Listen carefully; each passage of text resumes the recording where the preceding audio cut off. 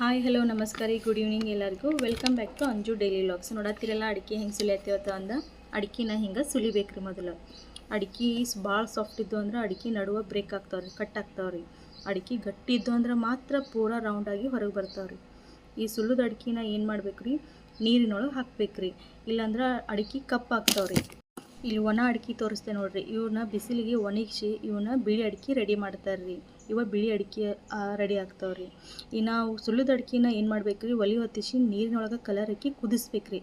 ಒಂದು 1 hour 2 hour ಕುದಿಸಿದ ಮೇಲೆ ಆ ಅಡಿಕೆಗೆ ಒಂದು ಸ್ಮಾಲ್ ಹೋಲ್ ಕಾಣಿಸ್ತೈತ್ರಿ. ಆ ಹೋಲ್ ಕಾಣಿಸ್ತಂದ್ರೆ ತಿಳ್ಕೊಳ್ಳೋದ್ರಿ ಅಡಿಕೆ ಕುದ್ದಾವತ್ತ ಅಂದು. ಆಮೇಲೆ ಅವನ್ನೆಲ್ಲ ಹೊರಗೆ ತೆಗೆದು ಒಂದು ಪೇಪರ್ ಹಾಸಿ ನೆಲದ ಮೇಲೆ ಅವ್ನ ಹಾಕಿ 6 ರಿಂದ 7 ದಿನ ಒಣಗಿಸ್ಬೇಕ್ರಿ. ಆ ಅಡಿಕೆನ 6 ರಿಂದ 7 ದಿನದಾಗ ಒಣಗಿದ ಮೇಲೆ ಅಡಿಕೆ ಗಟ್ಟಿ ಆಗ್ತಾವ್ರಿ. ಆ ಗಟ್ಟಿ ಅದು ಅಂದ್ರೆ ತಿಳ್ಕೊಂಡು ಬಿಡೋದ್ರಿ ಈ ಅಡಿಕೆ ರೆಡಿ ಆಗೈತಂದು. ಈ ಅಡಿಕೆಗೆ ರೀ ನಮ್ಮ ಸೈಡ ಕೆಂಪು ಅಡಿಕೆ ಅಂತಂದು ಹೇಳ್ತಾರೆ ರೀ. ಈ ವಿಡಿಯೋ ನಿಮ್ಗೆ ಇಷ್ಟ ಆಗೈತಂತ ಅಂದ್ಕೊಂಡೇನಿ ರೀ. ಪ್ಲೀಸ್ ನನ್ನ ವಿಡಿಯೋಗೆ ಲೈಕ್ ಮಾಡಿರಿ ಮತ್ತು ಸಪೋರ್ಟ್ ಮಾಡಿರಿ. ಮತ್ತು ನೆಕ್ಸ್ಟ್ ವಿಡಿಯೋದಾಗ ಸಿಗೋನು. ಬಾಯ್ ರೀ.